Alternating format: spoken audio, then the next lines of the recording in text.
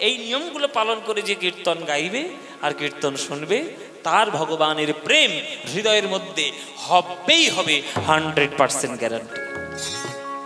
ওই জন্যেই ভক্ত হতে গেলে সবসময় নিচু হয়ে থাকবে। এটাই আমাদের সনাতন ধর্মের মূল কথা, নিচু হয়ে থাকা। আমাদের সনাতন হিন্দু ধর্ম চিরকাল সহিষ্ণু একটি ধর্ম, কারোর সঙ্গে পায়ে পা লাগিয়ে ঝগড়া আজ পর্যন্ত করেনি। ভারতবর্ষ চিরকাল তার নিজের ধর্ম, নিজের সংস্কৃতি, নিজের আধ্যাত্মিকতা, নিজের সঙ্গীত এটাই নিয়েছিল। কখনো পায়ের সঙ্গে পা তুলে কারোর সঙ্গে কখনো ঝগড়া করতে যায়নি, কোনোদিনই করেনি। যারা ঝগড়া করেছে তারা ইচ্ছা করে আমাদের গায়ের উপরে সে পা দিয়ে ঝগড়া করেছে। কিন্তু ভারতবর্ষের সনাতন ধর্ম উগ্রবাদী হয়ে তারা কখনো অন্য দেশকে দখল করতে গিয়ে তারা কখনো এরকম করে যুদ্ধ বিগ্রহ বাধায়। তাই ভারতবর্ষের সনাতন ধর্মে তুমি যদি অবলম্বন করো, ক্ষমতা প্রচুর গ্রহণ করো, কিন্তু ক্ষমতা থাকার পরেও মাথাটা নিচু করে চলার চেষ্টা করো, তাহলেই দেখবে তোমার মাথা বিশ্ব সমাজের সবার মধ্যে উপরে উঠে থাকবে। তার জন্যই তোমার নাম বিশ্ববরণ্য হয়ে থাকবে। হ্যাঁ, তাই মাথা নিচু করো। আমার মাথা নত করে দাও হে তোমার চরণ ধুলার তলে, মাথা নত করে দাও হে তোমার চরণ ধুলার। নিতাই গৌর হরি বল, হরি বল। মাথা নত করে দাও হে তোমার চরণ ধুলার তলে, সকল অহংকার হে আমার ডুবাও চোখের জলে, আমার মাথা নত করে দাও হে তোমার চরণ ধুলার তলে, মাথা নত করে দাও হে তোমার চরণ ধুলার তলে। হরি বল। মায়েরা চঞ্চল হবেন না, একদম মন দিয়ে শুনে নিন। যতক্ষণ কীর্তন 3 ঘন্টা হবে ততক্ষণ মন দিয়ে শুনে নিন। চরণের ধুলো চরণের কোথায় থাকে? চরণের তলায় না চরণের উপরে? চরণের ধুলো চরণের কোথায় আছে? হ্যাঁ, তলায় না উপরে? তলায়। তো পায়ের তলায় ধুলো থাকবে নাকি মাথার উপরে ধুলো থাকবে? আমার কথা যদি বিশ্বাস না হয় তাহলে নিজের পাটা তুলে দেখো যে কত ধুলো লেগে রয়েছে পায়ের তলায়। তাহলে চরণের ধুলো চরণের তলায় থাকবে, এটাই তো স্বাভাবিক ব্যাপার। এটা ভক্ত বলছে যে প্রভু তোমার চরণের তলায় যে ধুলোটি লেগেছে সে কত বড় ভাগ্যবান ধুলোটা যে সে তোমার চরণের স্পর্শ পেয়েছে, চরণের ছোঁয়া পেয়েছে। আমি তো পেলাম না। তুমি যদি আমাকে ওই চরণের তলায় তুমি যদি একটু রাখতে পারো তাহলে আমার জীবনও ধন্য হবে। কেন না, আমার হৃদয়ের মধ্যে জন্ম জন্মান্তরের অপরাধে কালিমা নোংরার প্রলেপের মতো আমার হৃদয়ের মধ্যে প্রলেপ দেওয়া রয়েছে। সেটা তোমার ভক্তি লাভ করে যদি নয়ন জল দিয়ে সেই হৃদয় দর্পণটা ধুইতে পারি, তবেই তোমার বদন চকচক করে আমার হৃদয়ের মধ্যে দর্শন করতে পারবো, তবেই আমার ভক্ত জীবন সার্থক হবে। সকল অহংকারে আমার ডুবাও চোখের জলে, আমার মাথা নত করে দাও হে তোমার চরণ ধুলার তলে, মাথা নত করে দাও হে তোমার চরণ ধুলার তলে। নিজেরে করিতে গৌরবদান, নিজেরে কে বলি করি অপমান, নিজেরে করিতে গৌরবদান, নিজেরে কে বলি করি অপমান। ও মায়েরা, একটা ছেলে পড়াশোনা শিখে MA পাস টাস করে একটা বড় চাকরি পেয়েছে, 50,000 টাকা মাইনে মাসে। আর তার বাবা ইংরেজ আমলে চাকরি করত, 5টা টাকা মাইনে পেত আর ক্লাস 2 পর্যন্ত পড়াশোনা করতে পেরেছিল, অর্থের অভাবে আর পড়াশোনা করতে পারেনি। আর ছেলেটা চাকরি পেয়ে 50,000 টাকার মাইনে আর MA পাস করেছে। এবার ছেলেটা যদি মনে করে যে বাবার থেকে শিক্ষাগত যোগ্যতা আমার বেশি, বাবার থেকে টাকা পয়সাটাও আমার বেশি, বাবা ক্লাস 2 পর্যন্ত পড়েছে, আমি MA পাস করেছি, বাবা 5 টাকা মাইনে পেত, আমি 50,000 টাকা মাইনে পাই, তাহলে আমি আমার বাবার পায়ে প্রণাম করব কোন দুঃখে? কোন দুঃখে প্রণাম করব? বাবার শেখা সবকিছুতেই আমার বেশি, টাকাও বেশি, পড়াশোনাও বেশি, আমি বাবার চরণে প্রণাম করবো কেন? না, প্রণাম করব না, একদম বাবার চরণে প্রণাম করব না। এই কথাটা যদি কোনো ছেলে একবার বলে ফেলে, তাহলে পাড়া প্রতিবেশীর লোকেরা বুঝে যায় যে যাক বাবা, ছেলেটা MA পাস করার পর আর কিছু হতে পারুক বা না পারুক, ভালো ধরনের একটা গরু তৈরি হয়েছে, MA পাস করা গরু। ওরে গরু, যে বাবার পায়ে প্রণাম করতে গেলে তোর আজকে লজ্জা হচ্ছে, ওই বাবা যদি 5 টাকা মদ খেয়ে উড়িয়ে দিত, তুই আজকে MA পাস করতে পারতিস?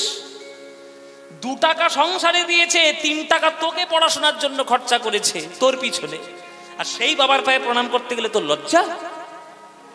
যে কোনো পুত্র সন্তান সে যত বড়ই হয়ে যাক না কেন, বাবা মার চরণে সম্মান করতে গেলে তার যদি বিবেকে বাঁধে, সেই ছেলে ইঞ্জিনিয়ার হবে, ডাক্তার হবে, প্রফেসর হবে, মানুষ কোনোদিন হতে পারবে না, মানুষ কোনোদিন হতে পারবে না।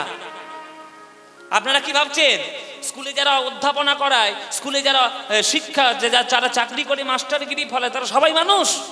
আমি এমনও মাস্টার মশাই দেখেছি তাদের কথাবার্তা শুনলে একটা বস্তির লোকের থেকেও খারাপ লোকের কথা, এত তাদের খারাপ ব্যবহার, এত তাদের খারাপ চলাফেরা।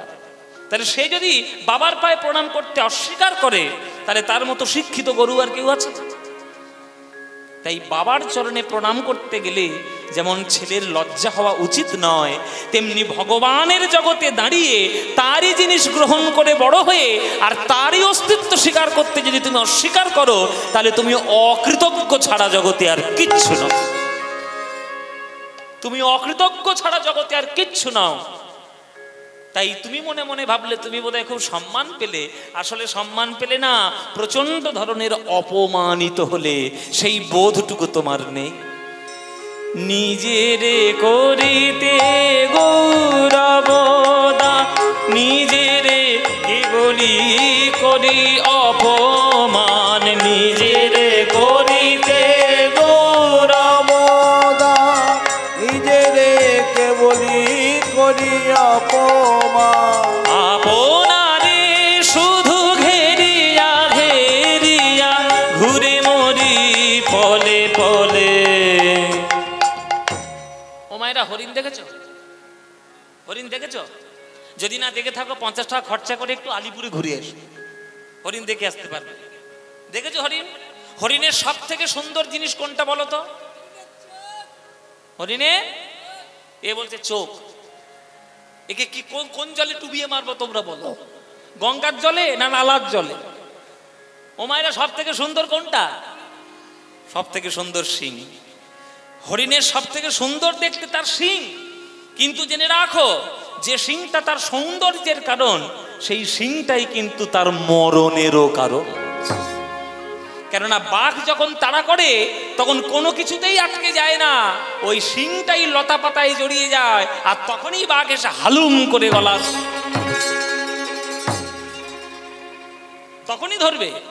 কখন ধরবে? যখন শিংটা লতা পাতায় জড়িয়ে যাবে। তাই আত্মসম্মান থাকা ভালো, আত্মমর্যাদা থাকা ভালো, আত্মবিশ্বাস থাকা ভালো, কিন্তু আত্ম অহংকার থাকা ভালো নয়। ওই জন্যই বলছে আপনারে শুধু ঘেরিয়া ঘেরিয়া ঘুরে মরি পলে পলে, আমার মাথা নত করে দাও হে তোমার চরণ ধুলালো তরে। তাই ওর হরিব মাথা নত করে দাও হে তোমার চরণ ধুলার তলে। আমারে না যেন করি প্রচার আমারও আপন কাজে, তোমার ইচ্ছা করো হে পূর্ণ আমার জীবন মাঝে। আপনি যে এখানে যারা যারা গান শুনছেন, বাবারা মায়েরা সবাইকে আমি বলছি, আপনারা যারা যারা গান শুনতে এসেছেন, আপনারা প্রত্যেককে আপনারা সম্মানের অধিকারী। সে যদি আপনি মুচিও হন, যদি জুতো সেলাই করেন, তবুও আপনি সম্মানের অধিকারী। একটা ব্রাহ্মণ যে সম্মান পাবে, একটা মুচিও সেই সম্মান পাবে। কেন? সে যে কাজটা করতে পারে, তুমি সেই কাজটা করতে পারো না। তাহলে সকালে সবাইকে সম্মান দিয়ে চলা উচিত। প্রত্যেককে, আপনি টোটো চালান, আপনিও সম্মান অধিকারী। আপনি মুচি, আপনি জুতো সেলাই করেন, আপনি সম্মানের অধিকারী। আপনি বাসের ড্রাইভার, আপনি সম্মানের অধিকারী। আপনি একটা ইঞ্জিনিয়ার, আপনিও সম্মানের অধিকারী। কেন না? আপনি যে কাজটি করতে পারছেন সেটা ঈশ্বরের দয়ায় আপনি করছেন, আপনার যোগ্যতাই নয়। ঈশ্বর আপনাকে ওইটুকু দয়া করেছে, তাই আপনি ওইটুকু করার অধিকার আপনি পেয়েছেন। ঈশ্বর যদি ওই অধিকারটা কেড়ে নেয়, আপনি ওই কাজটি করতে পারবেন? বাসের ড্রাইভার, যদি আপনার কোনো দুর্ঘটনায় যদি পাটা কেটে বাদ যায়, আর ড্রাইভারি করতে পারবেন? পারবেন না। আপনি মুচি, হাতটা যদি আপনার কেটে যায়, জীবনে জুতো সেলাই পারবেন? কোনোদিন পারবেন না। তাহলে সুপূর্ণ সুস্থ দেহ পেয়ে আপনি এখনো পর্যন্ত কর্ম করে যাচ্ছেন, কার দয়ায়? ঈশ্বরের দয়ায়।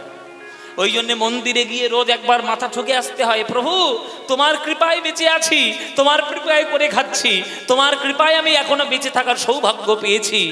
আজকে মায়ানমারের মতো আমাদের অবস্থা হয়নি যে ধ্বংসস্তূপের মধ্যে নিজেকে বিলিয়ে দেওয়ার। আজকে আপনি সুস্থ রয়েছেন, ভগবান আপনাকে দয়া করেছে বলে। যেদিন ভগবানের টনক নড়ে যাবে, একটা নাড়িয়ে দেবে, আপনি কোথায় তলিয়ে যাবেন আপনার কোনো হুঁশই থাকবে না। তাই আমার কাজ নয়, আমার কাজটি ঈশ্বরের করুণা বলে আমায় গ্রহণ করতে হবে। তবেই যদি তার চরণে প্রেম হয়। তিনি করুণা করেছেন, তাই আমি করতে পারছি। আজকে তিনি করুণা করেছেন, তাই আমি কীর্তন গাইতে পারছি। তিনি যদি করুণা না করতেন, তাহলে আমি অন্য কিছু করতাম। কিন্তু আমার ইচ্ছাই তো ইচ্ছা নয়, ইচ্ছাটা ইচ্ছাময়ের ইচ্ছা। ওই উপর থেকে তিনি ইচ্ছাটা চালাচ্ছেন, আমি সেই পুতুলের মতো ঘুরে বেড়াচ্ছি। আমারে না যেন করি প্রচার আমারও আপন কাজে, তোমার ইচ্ছা করো হে পূর্ণ আমার জীবন মাঝে। যাচি হে তোমার চরম শান্তি, পরাণে তোমার পরম কান্তি। যাচি হে তোমার চরম শান্তি, পরাণে তোমার পরম কান্তি।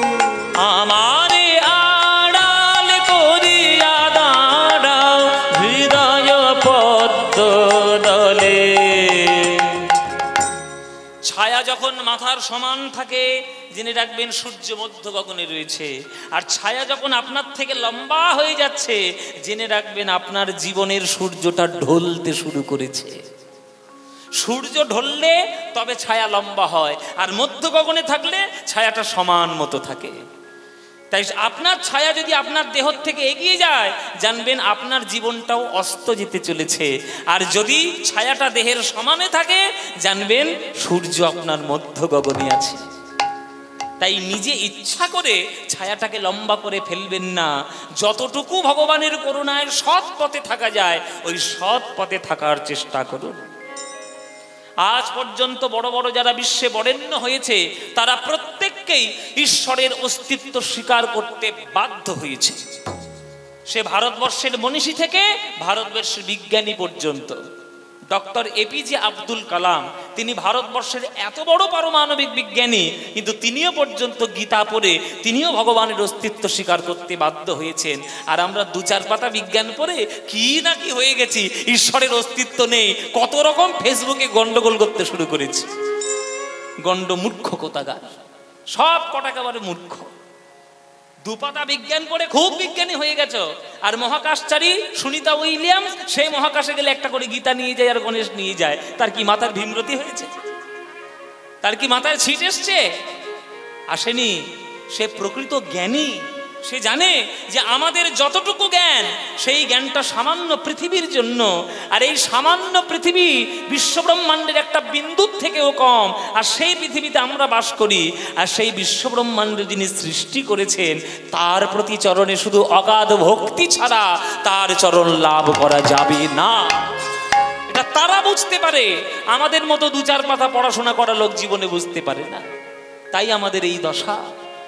যাচি হে তোমার চরম শান্তি, পরাণে তোমার পরম কান্তি, আমারে আড়াল করিয়া দাঁড়াও হৃদয় পদ্ম দলে, আমার মাথা নত করে দাও হে তোমার চরণ ধুলার তলে। দায় গৌর হরিব আনত করে দাও হে তোমার চরণ ধুলার তলে, চরণ ধুলার তলে, চরণ ধুলার তলে।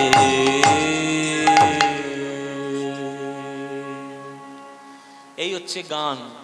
এই গানটা কার লেখা গান? রবীন্দ্রনাথ ঠাকুরের লেখা গান।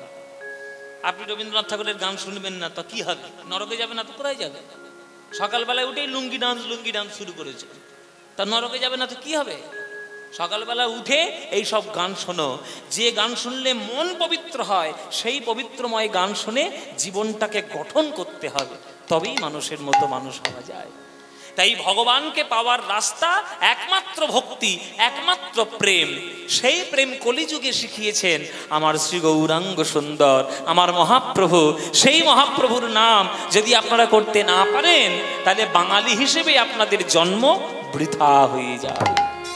তাই সময় যখন পাবেন বাবা, সুযোগ যখন পাবেন, গৌরাঙ্গের নাম প্রাণ ভরে গিয়ে নেবেন।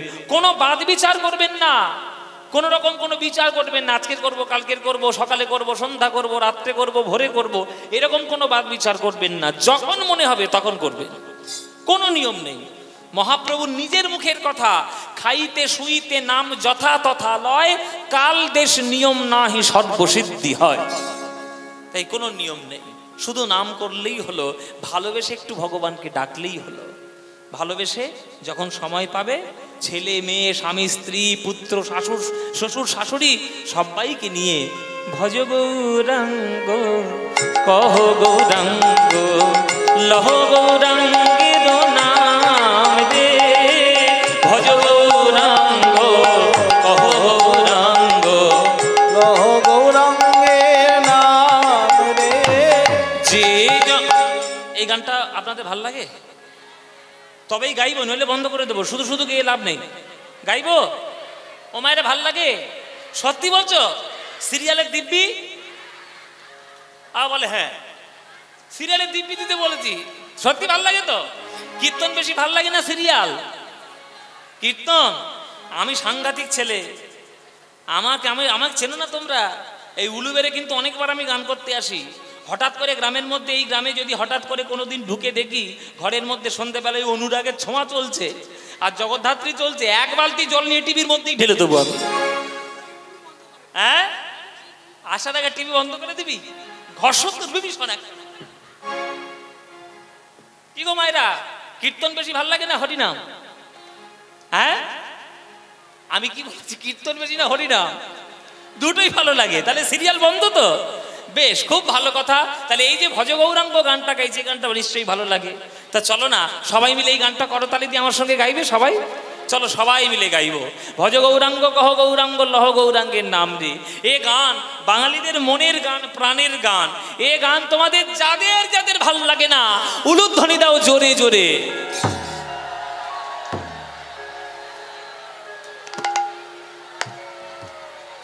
এই গাড়ি স্টার্ট কর, বাড়ি যাবো, বাড়ি যাবো। এই কমিটির লোক আমার বিদায় দাও বাবা। কি করে কি বলেছি আর কি করলো, শুধু সর্বনাশ হয়ে গেছে। ও মায়েরা, কি বলেছি আমি? যাদের যাদের ভালো লাগে না তারা উলুধ্বনি দাও, উলুধ্বনি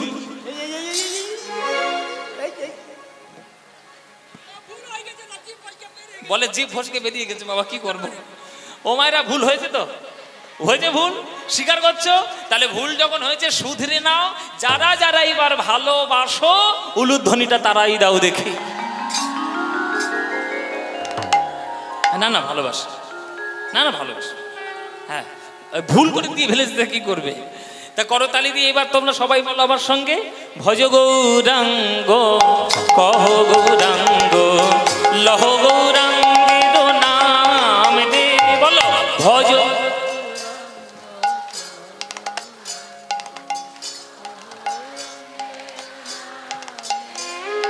ভজ গৌরাঙ্গ কহ গৌরাঙ্গ লহ গৌরাঙ্গের নাম দে।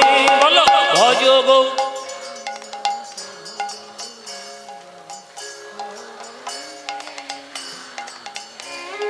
যে জনা গৌরাঙ্গ ভজে সে হয় আমার প্রাণ রে। বলো যে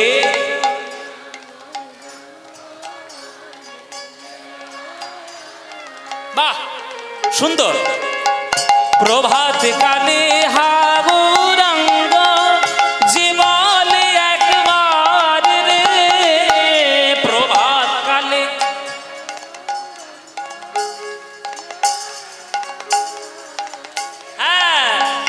দিন গেলে হা গৌরাঙ্গ যে বলে একবার রে, দিন গেলে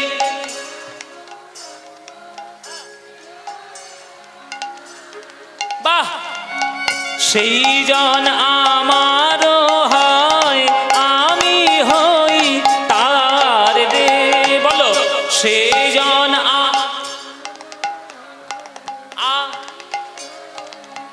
হ্যাঁ এবার হাত তুলে ভজ গৌরাঙ্গ কহ গৌরাঙ্গ কহ গৌরাঙ্গের নাম রে। ভজ গৌরাঙ্গ কহ গৌরাঙ্গ কহ গৌরাঙ্গের নাম রে। এ জনা গৌরাঙ্গ ভজে সে হয় আমার প্রাণ রে। যে জনা গৌরাঙ্গ ভজে সে হয় আমার প্রাণ রে। আহা ভজ গৌরাঙ্গ উলুধ্বনি লহ গৌরাঙ্গের নাম রে। ভজ গৌরাঙ্গ কহ গৌরাঙ্গ লহ গৌরাঙ্গের নাম রে। ভজ গৌরাঙ্গ নিতাই গৌর হরি। ভজ গৌরাঙ্গ কহ গৌরাঙ্গ লহ গৌরাঙ্গের নাম রে। বলো আনন্দ হয়েছে কিনা? হয়নি? এই আনন্দ আর কোথাও পাবে? এই আনন্দ পেতে গেলে প্রত্যেক বছর এই গ্রামে কীর্তন শুনতে আসতে হবে। আসবে তো? প্রত্যেক বছর আসবে? ব্যাস এলেই আনন্দ হবে, তোমরা এলেই আনন্দ হবে। আর জেনে রাখবে কীর্তনের মতো আনন্দ কোনো গানের মধ্যে পাবে না, একবারে 100%। কীর্তনের মতো আনন্দ কোনো গানে নেই। তা তোমরা সবাই মিলে এই কীর্তন গান গাইলে, করতালি দিয়ে কীর্তন গান করলে, খুব আনন্দিত হলাম। আমরা তখন গৌরচন্দ্রিকার কথাগুলো বলছিলাম। এইবার আমরা লীলার দিকে এগোবো। আজকের আমরা যে লীলা বা যে আপনাদের সাধারণ কথায় যে পালা আমরা আমরা সাধন করব, কৃষ্ণলীলাও বটে আবার ভক্তলীলাও বটে। আজকের এমন একজনের কথা বলবো, 4 যুগের লীলা তার আমরা দর্শন করব। সত্যযুগ থেকে শুরু করে আমরা কলিযুগ পর্যন্ত তার কথা আস্বাদন করব। তিনি কৃষ্ণের ভক্তও বটে, আবার তিনি কৃষ্ণের পরম প্রিয় বন্ধুও বটে। আজকের আমরা তার কথা সাধন করব। কৃষ্ণ ভক্ত, কৃষ্ণ প্রিয় মিত্র, তিনি হলেন ভক্ত সুদামার কথা আজকের আমরা সাধন করব। কৃষ্ণ ভক্ত সুদামার কথা কিন্তু 4 যুগ ধরে করব। সবাই তো কৃষ্ণ সুদামার ওই দাপর যুগের লীলাটাই করে, আমরা দাপর যুগের শুধু লীলাটা করব না। সত্যযুগ থেকে লীলা শুরু করব, এসে কলিযুগে গিয়ে মিলন দেব। কলিযুগে গিয়ে তবে মিলন হবে। 4টে যুগ ধরে আজকের আমরা লীলা গাইব। চলুন কৃষ্ণ সুদামার কথা সত্য ত্রেতা দাপর কলিতে কেমন করে হয়েছিল সেই লীলা আজকের আমরা দর্শন করব। মায়েরা মন দিয়ে শুনবে, অনেক তত্ত্ব কথা রয়েছে, অনেক শিক্ষার জিনিস রয়েছে। ভগবানকে পাওয়া যায় কি করে তার রাস্তাটাও দেখানো রয়েছে। মন দিয়ে যদি শুনতে পারেন, আমার বিশ্বাস আপনাদের মধ্যে প্রেম হবেই হবে, 100% গ্যারান্টি। একদম প্রেম হবেই হবে। খুব মন দিয়ে আজকে শুনবেন কৃষ্ণ সুদামা লীলার কথা। তাহলে শুরু করা যাক। প্রথম শুরু করব সত্যযুগ থেকে। সত্যযুগে ভগবানের বিষ্ণুর 4 অবতার ছিল গোলক বৈকুণ্ঠ ধামে।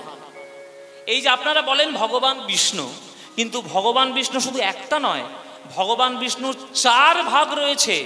আমার কথা বিশ্বাস না হলে শ্রীমদ্ ভাগবতের পাতা উল্টে দেখে নেবেন। গোলক বৈকুণ্ঠ ধাম যেটা ভগবানের নিত্যলীলার স্থান, সেই নিত্যলীলার স্থানে ভগবান শ্রীবিষ্ণুর 4 অংশ রয়েছে, 4টে ভাগ রয়েছে। 4টে ভাগের নাম কি? 4টে ভাগের নাম হচ্ছে বাসুদেব, শঙ্কর্ষণ, প্রদ্যুম্ন আর অনিরুদ্ধ। কি বললাম মায়েরা, মনে থাকবে? লিখে নাও, দরকার লিখে নাও, নইলে মুখস্থ করে নাও। আমি কিন্তু কখনো এলে তোমাদের কিন্তু পরীক্ষা নেব। ভগবানের বিষ্ণুর 4টে ভাগের নাম কি? ভগবানের 4টে বিষ্ণুর ভাগের নাম হচ্ছে বাসুদেব, শঙ্কর্ষণ, প্রদ্যুম্ন আর অনিরুদ্ধ। এই 4টে হচ্ছে ভগবানের ভাগের নাম।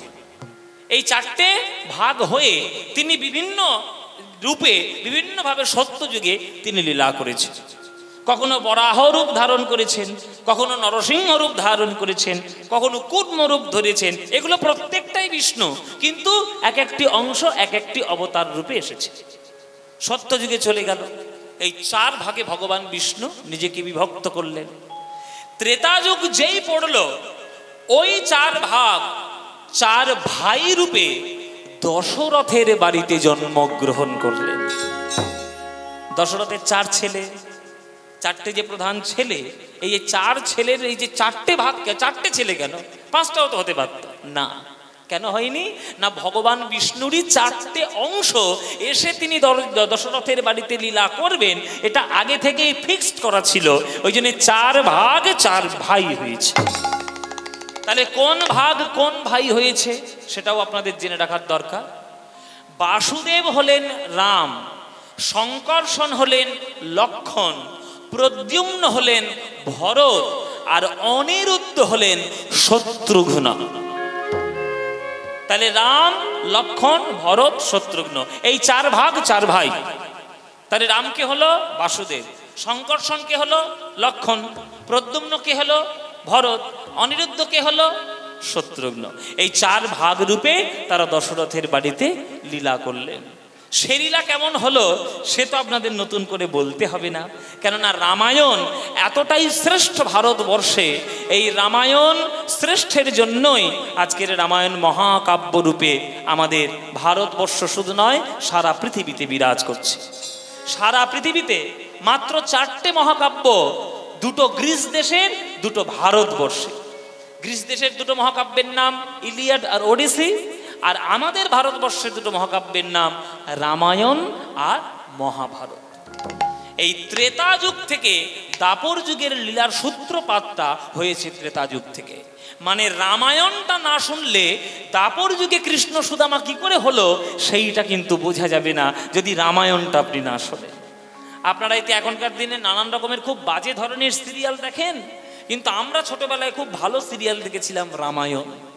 রামায়ণ এই করোনার সময় আবার নতুন করে টেলিকাস্ট হয়েছিল ভারতবর্ষের ন্যাশনাল চ্যানেলে, যাতে মানুষের এই করোনার সময়েতেও তাদের যাতে সদ্বুদ্ধির উদয় হয়, ওই জন্য রামায়ণ তার আবার চালিয়েছিল। ওই রামায়ণের কথা। এই বাচ্চাগুলো ছোটাছুটি করছে স্টেজের মধ্যে ছোটাছুটি না, একদম শান্ত হয়ে বসো, আস্তে, হরি বল। এই রামায়ণ আমাদের সেইখান থেকে শুরু হবে কৃষ্ণ সুদামার ঘটনা। তাই রামায়ণটাকে না জানলে কৃষ্ণ সুদামা ঘটনাটা ভালো করে পরিষ্কার বোঝা যাবে না। তাই রামায়ণের একটু অংশ আপনাদেরকে বলতে হবে। শুনে নিন তাহলে রামায়ণের অংশ। সামনে রবিবার হচ্ছে আমাদের রাম নবমী, ভগবান শ্রীরামচন্দ্রের জন্মতিথি। আমাদের ভগবান শ্রীরাম, মর্যাদা পুরুষোত্তম শ্রীরাম, তার জন্মদিন আসছে। সেই জন্মদিনে আজকে একটু রামায়ণের প্রসঙ্গ আলোচনা হবে, আমাদের ভালোও লাগবে ভগবান রামচন্দ্রের কথা শুনলে। শুনুন তাহলে রামায়ণের কথা একটু আস্বাদন করি। দশরথের কোনো পুত্র হচ্ছিল না বলে দশরথ একটা ঋষির কাছে গিয়েছিলেন, তার নাম ঋষ্যশৃঙ্গ মুনি। তার কাছে তিনি ফর্মুলেশন নিয়ে, তার কাছে যজ্ঞের পদ্ধতি নিয়ে তিনি একটা যজ্ঞ করেছিলেন। সেই যজ্ঞটার নাম হচ্ছে পুত্র কামেষ্ঠি যজ্ঞ। কি যজ্ঞের নাম বললাম মায়েরা? কি নাম বললাম? হ্যাঁ, মনে রাখতে হবে। আমি তো বললাম আপনাদের মাধ্যমিক পরীক্ষা আজকেই আমি নেব, তোমাদের মাধ্যমিক পরীক্ষা আমি আজকেই নেব। কেমন করে মন দিয়ে শুনছো আমায় জানতে হবে না? শোনো মায়েরা, শোনো, পুত্র কামেষ্ঠি যজ্ঞ। পুত্র কামেষ্ঠি যজ্ঞ করার পর যজ্ঞ দেবতা, অগ্নি দেবতা যজ্ঞের চরু নিয়ে এসে তিনি পাত্রে করে এসে হাজির হলেন। দশরথের হাতে দিলেন। দশরথ হাতে দিলেন কৌশল্যা, কেননা কৌশল্যা বড় রানী। তাই কৌশল্যা সেই বাটি থেকে, পাত্র থেকে এক ভাগ গ্রহণ করলেন। ওই জন্যে তার গর্ভে এক সন্তান। তারপরে বাটিটা হাতে গেল কৈকেয়ীর। কৈকেয়ী মেজ রানী, তাই কৈকেয়ীও এক ভাগ গ্রহণ করলেন। তাই কৈকেয়ীর গর্ভেও এক সন্তান। আর সুমিত্রা যেহেতু ছোট, ওই জন্যে কৌশল্যা কৈকেয়ী দুজন ছোট বোনের মতো স্নেহ করে দুজন দুটো ভাগ তার মুখে দিলেন। ওই জন্যে সুমিত্রার গর্ভে হলো দুটো সন্তান, যমজ সন্তান লক্ষণ আর শত্রুঘ্ন। এই হচ্ছে রামায়ণের ইতিহাস। হ্যাঁ, এগুলো জানতে হবে, ভেতর ভেতরে জানতে হবে। ওই জন্যই দুটো ভাগ হয়েছে বলেই দুটো তার পুত্র। এইবার তারা বড় যখন হলো, পড়াশোনা শিখলো। কার কাছে পড়াশোনা শিখেছিল? বশিষ্ঠ মুনির কাছে পড়াশোনা করলেন। বশিষ্ঠ মুনির কাছে পড়াশোনা শেখার পর যখন যুবক হয়ে উঠলেন, তখন ভারতবর্ষ তারা পদব্রজে বিশ্বামিত্রের সঙ্গে ভ্রমণ করলেন। বিশ্বামিত্রের সঙ্গে ভ্রমণ করার সময় তিনি অহল্যাকে উদ্ধার করলেন, তিনি তারকা রাক্ষসীকে বধ করলেন। তারপরে সীতার সঙ্গে তার বিবাহটাও হয়ে গেল। পুরো একেবারে বিবাহ করার পর যোগ্য পুত্র হয়ে রামচন্দ্র ঘরে ফিরে এলেন। এইবার বশিষ্ঠকে ডেকে আমার দশরথ বলছে, গুরুদেব আপনি বলুন, আমার এত বড় অযোধ্যা রাজ্য, সেই রাজ্যের ভার কার উপরে দেওয়া যায়? আপনি যাকে বলবেন আমি তার উপরেই রাজ্যভার দিয়ে দেব। তখন বশিষ্ঠ বলে দিলেন, শোনো দশরথ, তোমার চার পুত্রই আমার কাছে সমান, কেউ ছোট কেউ বড় নয়। তবে রাজ্য পরিচালনার ক্ষেত্রে যে যে গুণ দরকার, সেই গুণ যদি পরিপূর্ণ কারোর মধ্যে থাকে, সে হলো একমাত্র রাম, আর কেউ নয়। রামের রাজ্যাভিষেক করো, ঘোষণা করে দাও। ঠিক আছে, ঠিক আছে, আপনি বলেছেন গুরুদেব, ঘোষণা করে দেবো, কোনো চিন্তা নেই। পরের দিনেই ঢাড়া পিটিয়ে দিল, আগামীকাল হবে রামের রাজ্যাভিষেক, তোমরা প্রস্তুতি নাও, তোমরা প্রস্তুতি গ্রহণ করো, রাজ্যে উৎসব শুরু করে দাও। অযোধ্যাবাসী এতদিন তারা আগ্রহে পরিপূর্ণ হয়েছিল যে কবে রামচন্দ্র রাজা হবে আর আমরা রাম রাজ্যে বসবাস করব, কেননা রাম আমাদের বড্ড প্রিয়। রামের মুখটা দেখলেই আমাদের জীবন ভালো হয়ে যায়। ওই রামকে আমরা রাজা রূপে চাই, আমরা কাউকে চাই না। রাম রাজা হবে, রাম রাজা হবে, রাম রাজা হবে। আনন্দের ঘন ঘটা ছড়িয়ে পড়ল সারা অযোধ্যা জুড়ে। কৌশল্যা সে তো একেবারে আমরা ছেলে রাজা হবে, সরাসরি চলে গেল ঠাকুর ঘরে, ঠাকুরের পুজো দিচ্ছে, প্রভু নারায়ণ আমার ছেলেটাকে তুমি রক্ষা করো, আমার ছেলে যেন অযোধ্যার যোগ্য রাজা হয়ে উঠতে পারে। কেননা ভরত শত্রুঘ্ন তখন ছিল না, তখন তারা মামার বাড়িতে ছিল। ওই জন্য লক্ষণকে তৈরি করছে সুমিত্রা। সুমিত্রা লক্ষণকে বলছে, এই লক্ষণ, রাম হলো তোর দেহ আর তুই হলি রামের ছায়া। দেহর থেকে ছায়া যেমন আলাদা করা যায় না, রাম থেকে লক্ষণকে কখনো আলাদা করা যাবে না। এমন সেবা করবি, দাদার জীবনকে ভরিয়ে তুলবি, দাদাকে যেন কোনো রকম কোনো কষ্ট দিস না, আমি তোকে আশীর্বাদ করি। লক্ষণ প্রস্তুত হচ্ছে।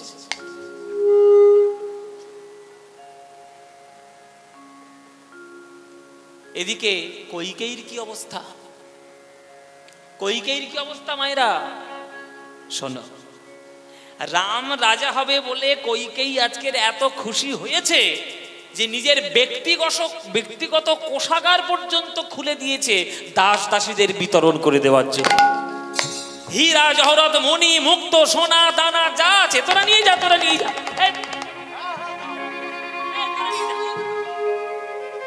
যা, আমার রামকে শুধু আশীর্বাদ করে যা, আমার রাম যেন ভালো হয়, আমার রাম যেন সুখে থাকে, আমার রাম যেন মানুষের মতো মানুষ হয়। তোমরা জেনে নাও মায়েরা, রামের মতো কইকেয়ীর মতো মা রামের জীবনে আসেনি। হতে পারে সে সৎ মা, কিন্তু তোমরা জেনে রেখে দাও, যতদিন না সে রামের শত্রু হয়নি ততদিন কইকেয়ীর মতো রামের মা আর কেউ হতে পারেনি। এমন কইকেয়ী রামকে ভালোবাসত, সব থেকে বেশি ভালোবাসত কইকেয়ী। এমন কৌশল্যাও এত ভালোবাসতে পারত না যতটা কইকেয়ী ভালোবাসত রামকে। কিন্তু গ্রহের ফের কখন হবে, কখন গ্রহ ঘুরে যাবে কেউ বলতে পারে না। কেননা এই কইকেয়ীর একটা দাসী ছিল, তার নাম হচ্ছে মন্থরা।